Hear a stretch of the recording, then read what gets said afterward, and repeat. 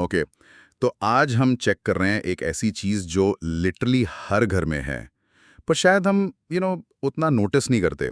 Single phase electric motors. Hmm. Ceiling fans, fridges, washing machines, mixers, मतलब इन सब के अंदर यही चलता है, राइट? एब्सोल्युटली। ये छोटे पावर हाउसेस हैं जो हमारी डेली लाइफ को एक तरह से पॉसिबल बनाते हैं। राइट।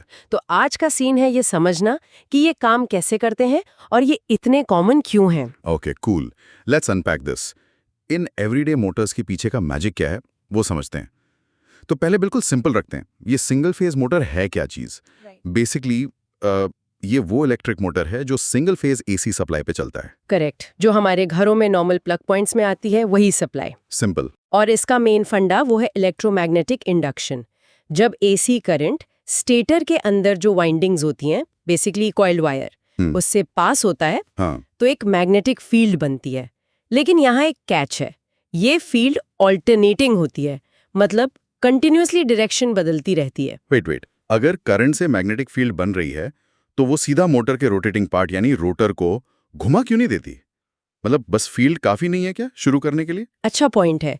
देखिए, प्रॉब्लम ये है कि ये जो ऑल्टरनेटिंग फील्ड है ना, ये रोटर को बस कैसे समझाऊं, आगे पीछे वाइब्रेट करवाती है, घुमा नहीं पाती प्रॉपर्ली। अच्छा। हाँ, इमेजिन आप एक स्विंग को धक्का दे रहे हैं।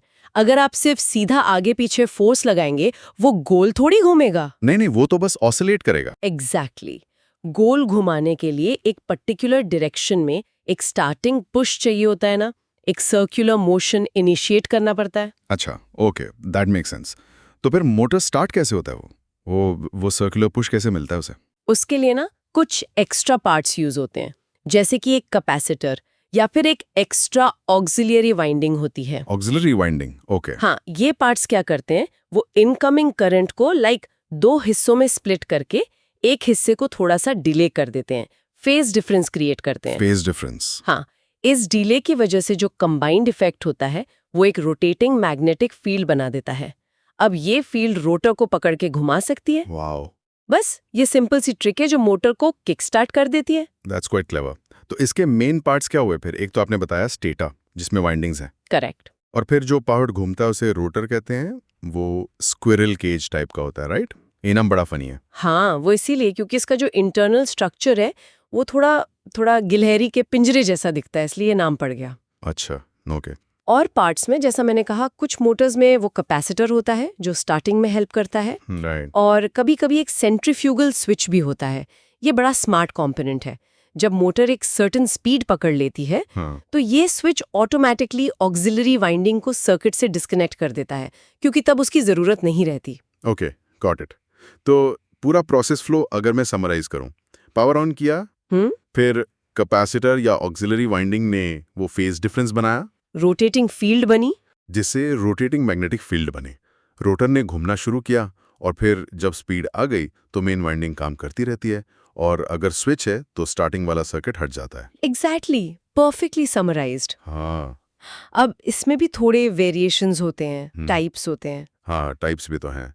मैंने पढ़ा था जैसे स्प्लिट फेज कैपेसिटर स्टार्ट, फिर कैपेसिटर स्टार्ट कैपेसिटर रन भी होता है, परमानेंट कैपेसिटर, और शेडेड पोल मोटर्स भी। इतने सारे ऑप्शंस हैं। हाँ बिल्कुल, और इनमें से जो कैपेसिटर वाले मोटर्स है ना, जैसे कैपेसिटर स्टार्ट या कैपेसिटर रन, ये काफी पॉपुलर है। क्यों? क्योंकि इनका स्टार्टिंग टॉर्क, मतलब शुरू में घूमने की जो ताकत होती है ना, वो काफी अच्छी होती है, और ओवरऑल एफिशिएंसी भी बेहतर होती है। अच्छा, जैसे मिक्सर ग्राइंडर में शायद। बिल्कुल, जैसे मिक्सर ग्राइंडर को मसाले पीसने हैं तो शुरू में जोर लगाना पड़ता है ना, वहां अच्छा स्टार्टिंग टॉर्क चाहिए। सही बात है। दूसरी तरफ जैसा आपने कहा, शेडेड पोल मोटर्स होते हैं, वो बहुत ही सिंपल और सस्ते होते हैं, तो वो छोटे एप्लीकेशंस में यूज होते हैं, जैसे छोटे टेबल फैंस या कुछ टॉयज में जहां पावर रिक्वायरमेंट कम हो। समझा? तो इनका सबसे बड़ा प्लस पॉइंट क्या है? कि ये डिजाइन में सिंपल है, रिलायबल है। हाँ, वो तो है, सिंपल डिजाइन, रिलायबल होते हैं, और मेंटेनेंस भी आसान है, ज्यादा कॉम्प्लेक्स नहीं होते, मतलब जनरली हेडेक नहीं देते। सही कहा। लेकिन एक डाउन साइड भी है जो इम्पोर्टेंट है, अगर हम कंपेयर करें 3 फेज मोटर्स से जो यूजुअली इंडस्ट्री में यूज होते हैं। हाँ, बड़े वाले। हाँ, तो उनके कंपैरिजन में ये सिंगल फेज मोटर्स कम एफिशिएंट होते हैं, मतलब उतनी इलेक्ट्रिसिटी को उतने इफेक्टिवली मैकेनिकल पावर में कन्वर्ट नहीं कर पाते। अच्छा, ये इंपॉर्टेंट पॉइंट है। बिल्कुल। और जब हम सोचते हैं कि हमारे घरों में कितने सारे अप्लायंसेस में ये लगे हैं, तो एनर्जी यूसेज का सवाल तो बनता ही है। टोटली। और एप्लीकेशंस तो जैसा हमने शुरू में ही कहा था, सीलिंग फैन से लेकर freezes, washing machines, ACs, mixer grinders, पानी के pumps, exhaust fans, I mean list endless है। हमारी मॉडर्न लाइफ इनके बिना इमेजिन करना ही मुश्किल है। तो मतलब बेसिकली ये सिंगल फेज मोटर्स हमारी लाइफ के वो अनसंग हीरोज हैं। सिंपल सा डिजाइन है, पर कितना क्रूशियल काम करते हैं साइलेंटली बैकग्राउंड में। बिल्कुल सही। ये टेक्नोलॉजी ना कॉस्ट, सिंप्लिसिटी और परफॉर्मेंस का एक बहुत अच्छा बैलेंस ऑफर करती है रोजमर्रा के यूज के लिए। इंटरेस्टिंगली, वही सिंप्लिसिटी जो इन्हें इतना सस्ता और रिलायबल बनाती है, कहीं ना कहीं वही उनकी एफिशिएंसी को भी लिमिट करती है। ये एक तरह का बिल्ट इन ट्रेड ऑफ है। सही है। वाले जितने एफिशिएंट नहीं हैं। तो फ्यूचर में क्या इनोवेशंस हो सकती हैं? क्या हम ऐसी डिजाइन्स डेवलप कर सकते हैं जो हमारी डेली यूज के अप्लायंसेस को और भी ज्यादा एनर्जी एफिशिएंट बनाए, बिना उन्हें बहुत ज्यादा कॉम्प्लेक्स या महंगा किए? कुछ सोचने लायक बात है ये।